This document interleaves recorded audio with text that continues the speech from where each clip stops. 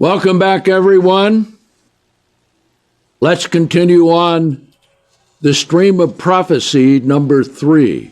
And as we go through this, you will see that the stream comes down and then it broadens out and it broadens out and it broadens out, and then it envelops the whole world.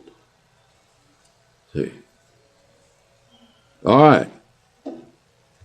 Now, we're going to look at a couple of things, one of them really live and happening right now. So let's see what's coming. Let's come to Daniel 11 first. Daniel 11.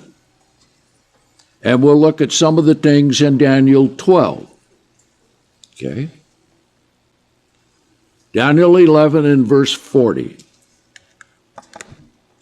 And at the time of the end, the king of the south shall push at him. That's the king of the north. And the king of the north shall come against him like a whirlwind with chariots, with horsemen, with many ships, and he shall enter into the countries and shall overthrow and sweep through. Okay? Now, the time of the end, the king of the north, the king of the south. The stage is being set right now because Britain is out of the EU. Europe needs a leader. They can't depend upon Biden. I mean, nobody can. Okay? And we've got the war and rumor of war of what in eastern Ukraine? Russian troops. Okay? So there has to be some way that the Europeans are going to come together and there will eventually be a king of the north. Now, we don't know exactly how that's going to happen, but you look at what happened with Mussolini and Hitler. Combined together, it was about 16 years, okay? Now, king of the south, that's interesting. How's that going to work? Okay? Remember when Trump was president, what did he do with the Middle East?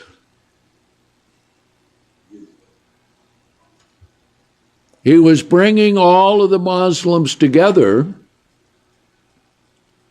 and the Jews in what it was called the Abraham Accord. And that was gaining momentum. However, I think one of the reasons that Trump is no longer president was because that was too far ahead of the fulfilling of the prophecies. So it's pretty well stalled right now. We don't know when that will take place. But sooner or later, there will be a king of the north. How long will he be king of the north before the king of the south pushes at him?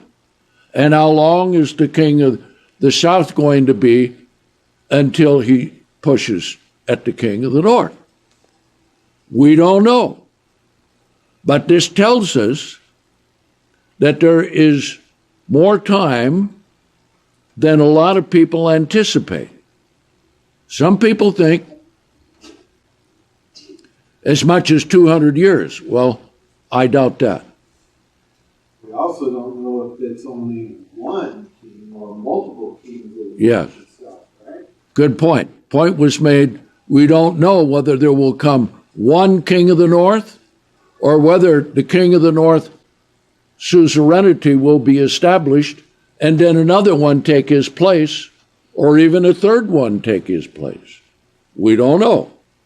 So there's a lot of different things here that come into play. Okay? So then, we'll leave it right there. We'll come back to finish that off later. Okay? Now, let's come to Revelation 6. Now, as a matter of fact, the place where most of the prophecies flow in sequence is the book of Revelation, with some inset chapters to give us the understanding, how did we get to this place? Okay? Because that's important. Revelation 6, right in verse 1. And I looked when the Lamb opened one of the seals, and I heard one of the four living creatures say, like the sound of thunder, "Come and see." And I looked, and behold, there was a white horse, and the one who was sitting on it had a bow, and a crown was given to him, and he went out conquering and to conquer. Okay? Now notice, he has no arrows, just the bow. So that means limited power. Okay? But he's going out and making conquest. But this can't be conquest by war. Okay? We'll see what it is here in just a minute. Let's come to Revelation 13. Okay? And that's why Revelation 13 is an inset chapter. Now, when you read it, when you read Revelation 13, it looks like you have the beast power, and then you have the false prophet coming in sequence. But that's not true. Okay? Because there's going to be peace which will be temporary. But let's read this. Let's come down here to verse 11. And I saw another beast rising out of the earth, and he had two horns like a lamb, but spoke like a dragon. Okay? And he exercises all authority of the first beast before him. Okay? How is that coming together? Now, two horns that look like a lamb. Of course, the lamb is a symbol of peace, okay, as well as Christ. Let me read you what very well may be the beginning of the fulfillment of this second beast right in front of our eyes. Okay? Here's a report. Grand Imam El-Ashazar and Ahmed El-Tayyib plans major Chrislam update with Vatican ahead of 2022 opening of Abrahamic Family House. Okay? Now, we've always talked about there's going to be a one world religion. Okay? Why is it symbolized with two horns? What does a horn represent? A great leader. So two horns are two great leaders. Okay? Now, Chrislam, think of this.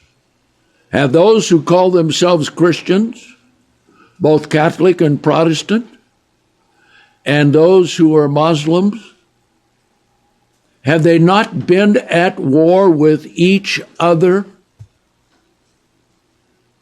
All the history of Islam. And haven't they fought over Jerusalem? And didn't Europe send ships and troops and knights and horses, guns and cannons? They even retook Jerusalem for a while. Okay? All right, now stop and think about this.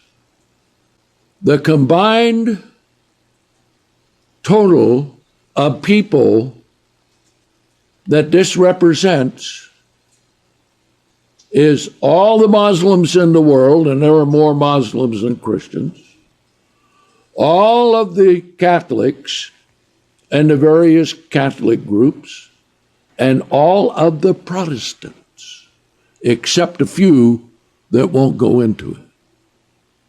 Okay? So we're looking at a total of how many people? Nearly 4 billion people. See? So this is a big deal. And it looks like that this Chrislam equals the two horns, Catholics and imams. And here's a lovely picture. Pope Pius and the imam kissing each other on the lips.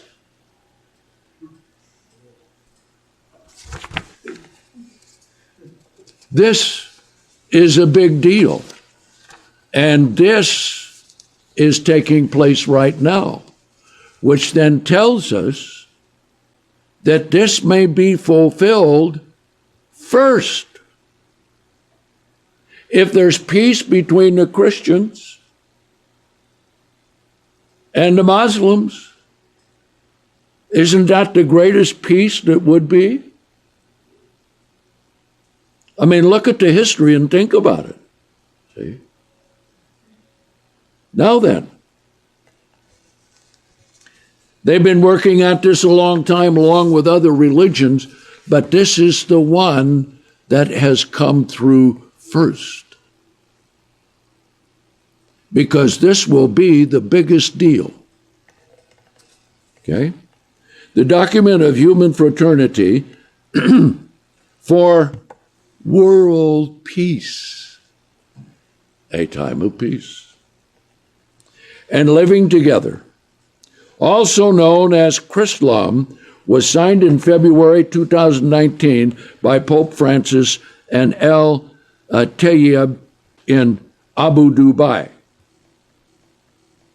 Now, that's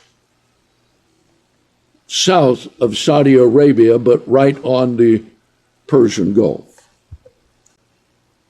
with the aim of reinforcing the principle of coexistence among religions. In other words, quit your fighting. But what kind of peace is that? Temporary. How's that called in the Bible? They say what? Peace, peace. There is no peace.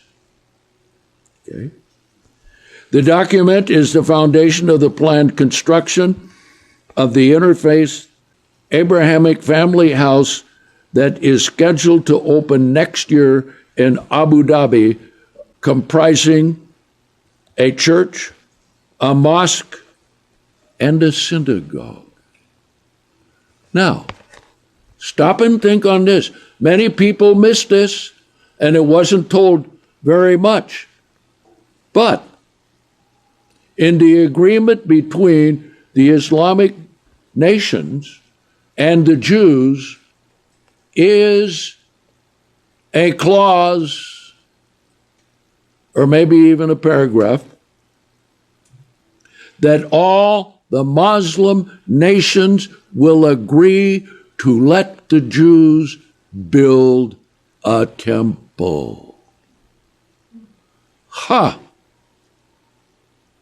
What's the biggest hindrance to building a temple?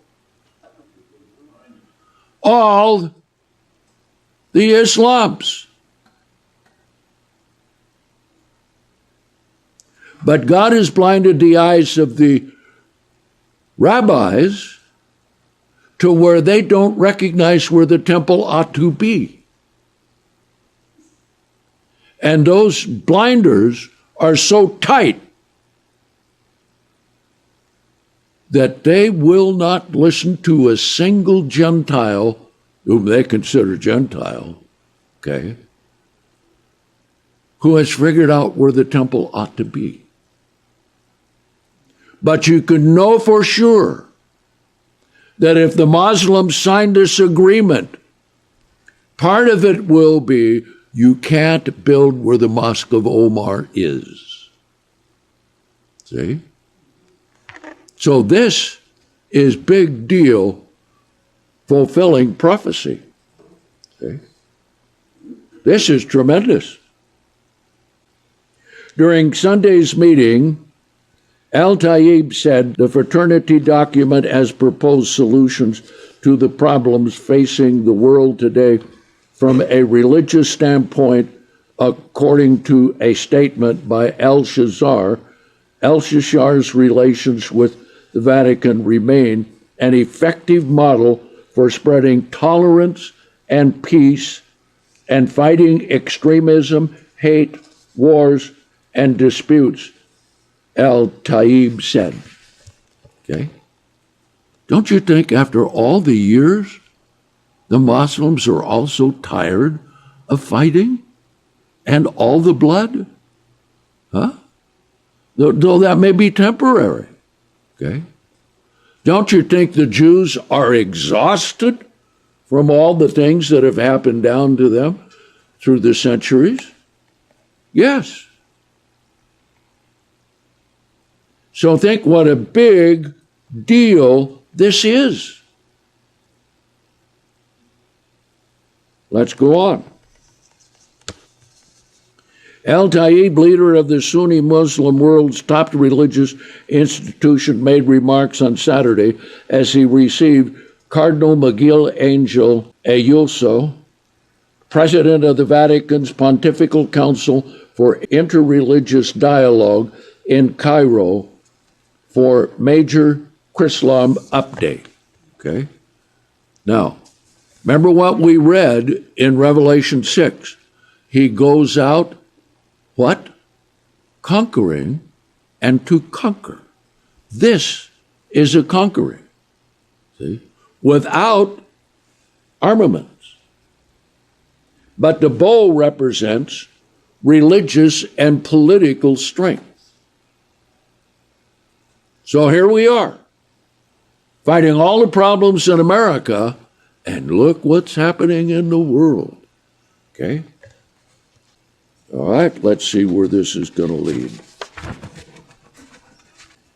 Religion of Chrislam, that was officially inaugurated in 2019 when Pope Francis kissed Grand Imam Hamed El-Tayya on the mouth and then signed the document of human fraternity with Abraham Accords author Mohammed bin Zayed standing by and witnessing the whole thing. This is huge. Okay? The one world religion of Chrislam. And once this gets going, what are they going to say?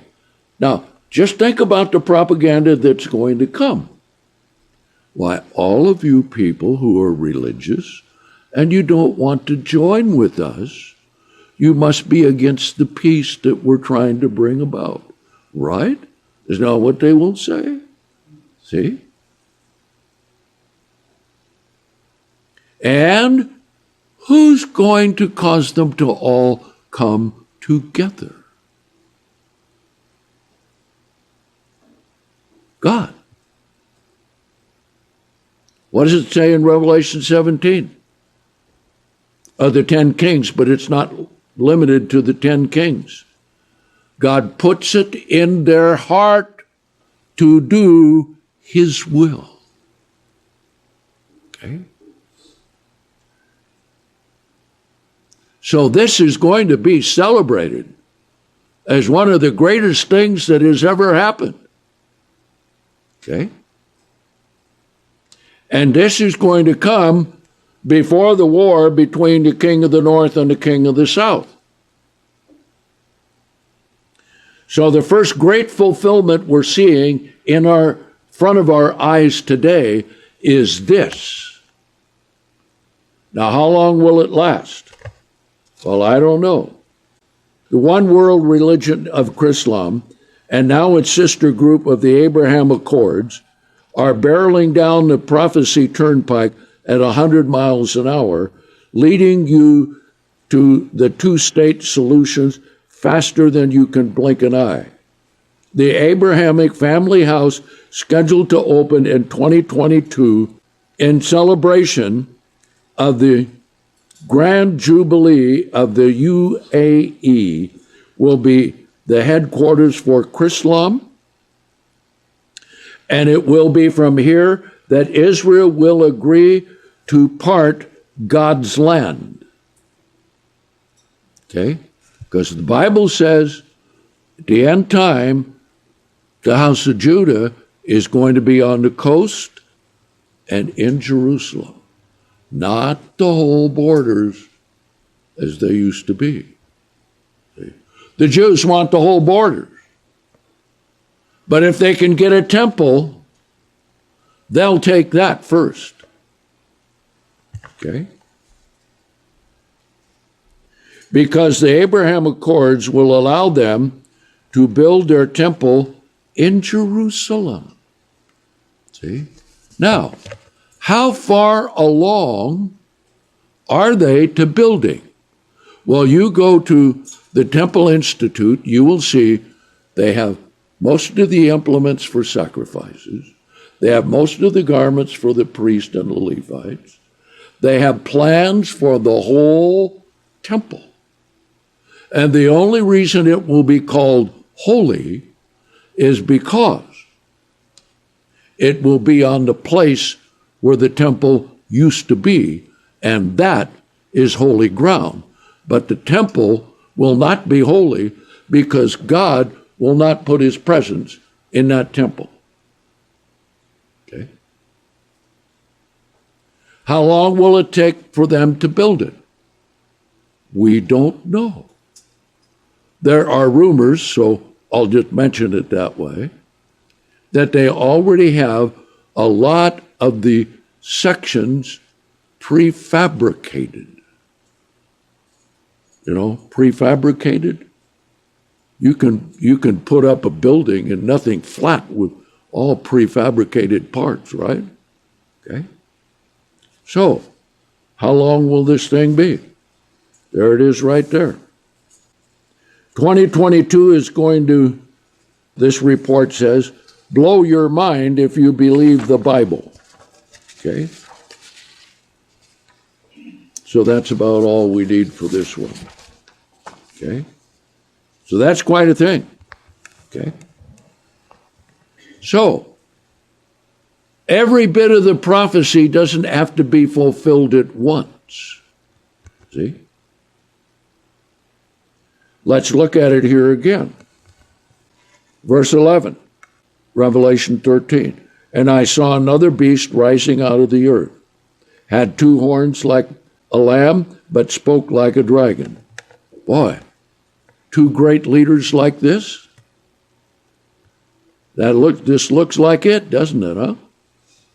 Of course, they do have successors in case one of these leaders happens to die, which the Pope may be the first one to go. All right, and he exercises all the authority of the first beast that was before him, causes the earth and those who dwell therein to worship the first beast whose deadly wound was healed. All right? So it doesn't go any further right here, right now, than the first couple of verses. Now then, the beast, which will be the king of the north, has got to come on the scene. But it's going to come on the scene after Chrislam and the religions come together and they help bring a peace. Okay? How long will that peace last? We don't know. But what's going to happen when the peace comes to an end? Okay, let's come back to Daniel 11 again. Let's see what happens. See? So this is quite a thing. So what's going to happen? The king of the south going to push at him. Now, what will that be? We don't know. We don't know. Now, verse 40 again. And at the time of the end, the king of the south shall push at him, and the king of the north shall come against him like a whirlwind, with chariots, with horsemen, with many ships, and he shall enter into the countries and shall overflow and sweep through. It's going to be fast. It's going to be quick. He shall also enter into the glorious land, and many countries shall be overthrown. Think of this. How many countries are with the Abraham Accord right now? A lot of them. They're all going to be whisked away, as it were, from the accord. Okay? But these shall escape out of his hand.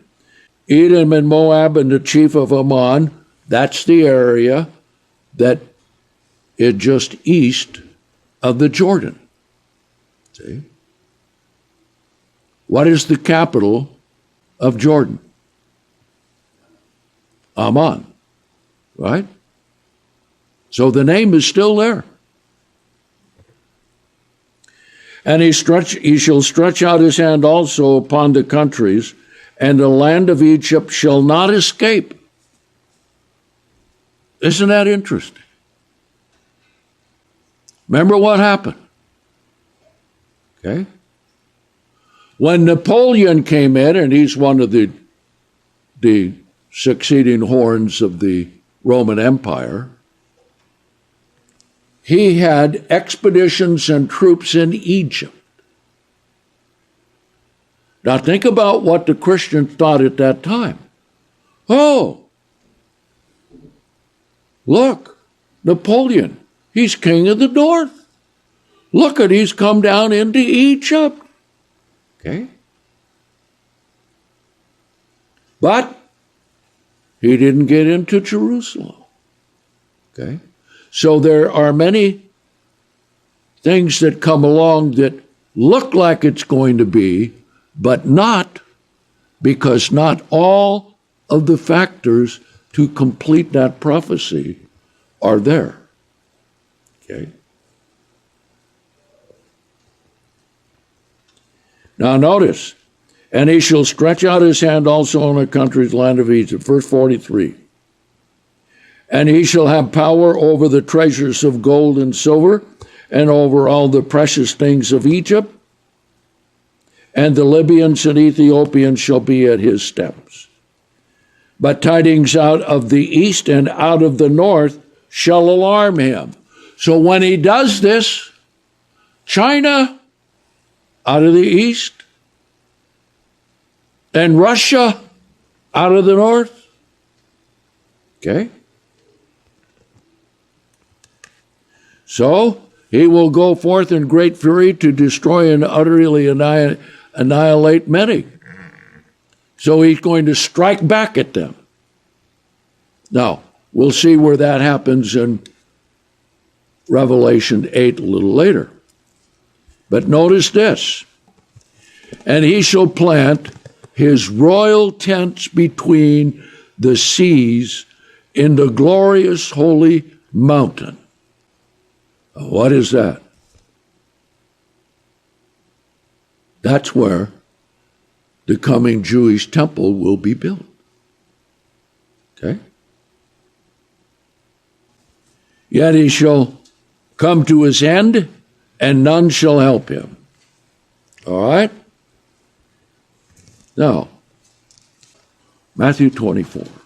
Okay? Now, see, when Titus conquered the Jews in 66 to 70 AD, he destroyed Jerusalem, he destroyed the temple, but what was missing?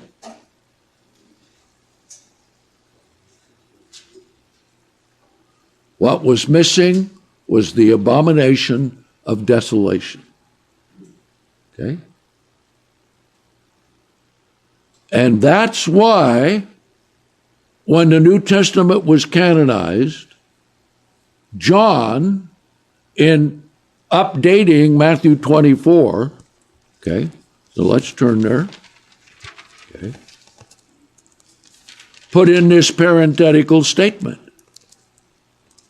Now, John was stuck between a rock and a hard spot, so to speak. And what was that? Okay.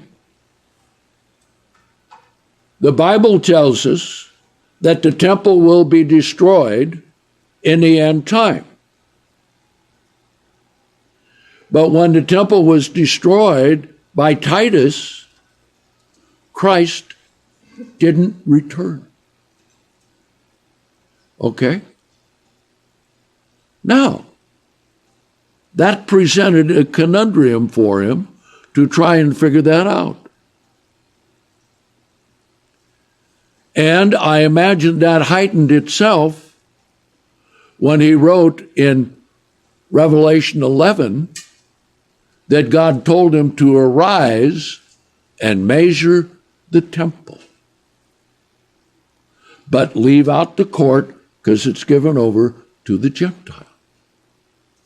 Now think what he was thinking. Okay? He can look back and see that 30 years before, the temple was destroyed. But here again, it speaks of another temple in Revelation 11. So now let's read it here. Verse 15. Therefore, when you shall see the abomination of desolation, which was spoken of by Daniel the prophet, standing in the holy place. Okay. Now then, see that parenthetical statement? Jesus did not speak it. Anybody here have a red letter Bible that has that in red letters? Is it in red letters? Yes, it is. All right. He didn't say that. Because it says the one who reads, let him understand. Jesus didn't say that. John had to write that because he did not understand about the temple that was going to be destroyed when the one that he went to had already been destroyed 30 years hence or previously. Okay? So he put in there, the one who reads, let him understand. Now, why did he write that? Okay. Notice. We'll come back to that in a minute. Look how urgent things are at this point. Let those who are in Judea flee into the mountains, and the one who is on his housetop not come down to take anything out of his house. In other words, you just go over to the mountains in the east and get out of here. Okay? And let the one who's in the field not go back to take his garments. Woe to those women who are expecting a child and to those who are nursing infants in those days. Pray that your flight be not in the winter. So this isn't going to happen in the winter, nor on the Sabbath. Now think about this. This is the end time. He says, nor on the Sabbath. What does this tell you? The people of God will be keeping the Sabbath. Right? Okay. Then there shall be great tribulation, such as has not been from the beginning of the world until this time, nor shall ever be again. Okay? Now let's see how that's going to be fulfilled and the result of it. Let's come to 2 Thessalonians. Because when John was canonizing the New Testament, he, along with Andrew and Mark and probably Timothy, they had all the things that they needed to put the Bible, finish the canonizing the New Testament. And here, in one of Paul's early epistles, see, because all of the apostles thought that during their day, Christ was going to return, and they didn't know until just before the apostolic period was over with that Christ wasn't coming when they thought. Okay? But notice what he says here. Chapter 2, verse 1. Now we beseech you, brethren, concerning the coming of our Lord Jesus Christ and our gathering together to him. That's the resurrection. That you not be quickly shaken in mind, nor be troubled, neither by spirit.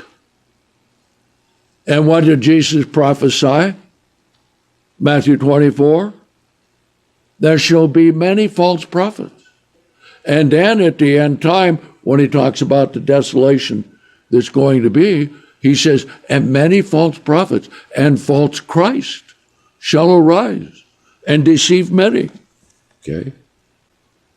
By word, nor by epistle, as if from us, fake epistles of Paul, that the day of Christ is present. Do not let anyone deceive you by any means, because that day will not come unless the apostasy shall come first. What is that apostasy? Christla.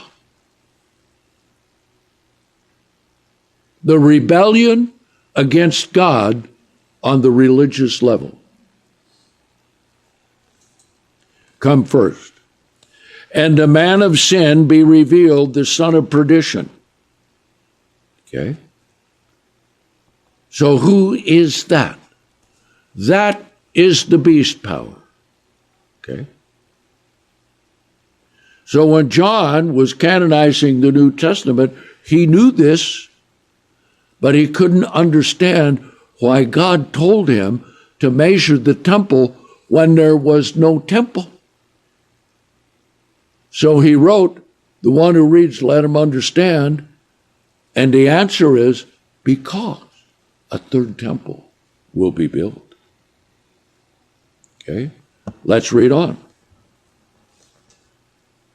The one who opposes and exalts himself above all that is called God, or that is an object of worship, so that he comes into the temple of God, and that's what they will call it, the temple of God, and sits down as God, proclaiming that he himself is God.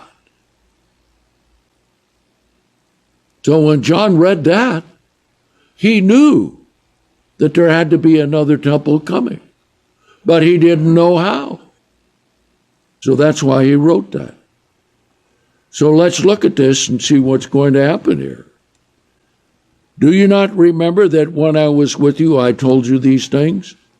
And now you understand what is holding him back in order for him to be revealed in his own set time. The set time for the last beast power. Okay? For the mystery of lawlessness is already working. Only there is one who is restraining at the present time until it arises out of the midst. Okay? So here it is. It's arising.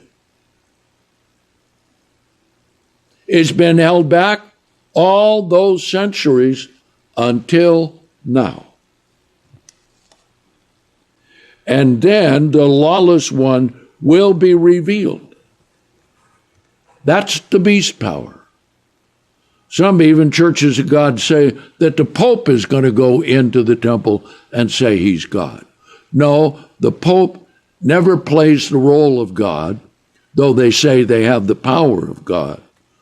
It is always the political leader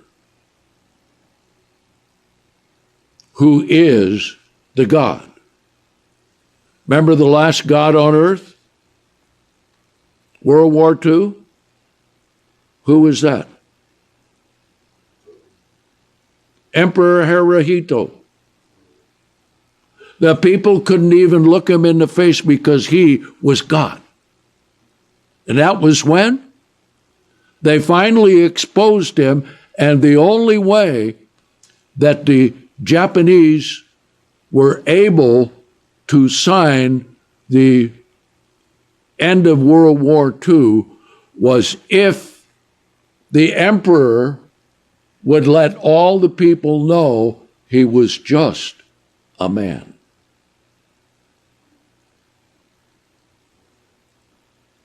Okay? So, the beast will be the one who's worshipped. The lawless one shall be revealed, whom the Lord will consume with the breath of his mouth and will destroy with the brightness of his coming. Even the one whose coming is according to the inner working of Satan. And think how powerful that's going to be. You look at some of those historical accounts of Adolf Hitler.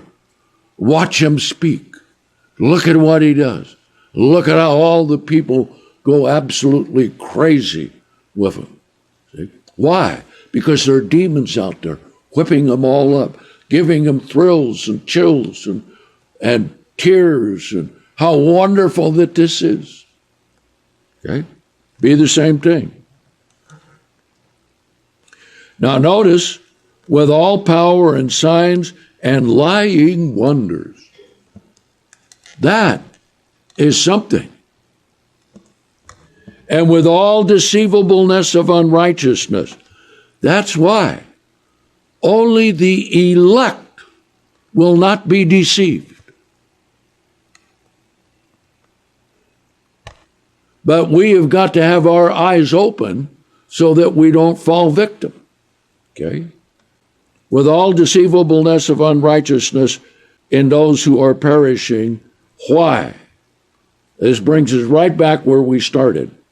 Okay? They did not receive the love of the truth that they might be saved.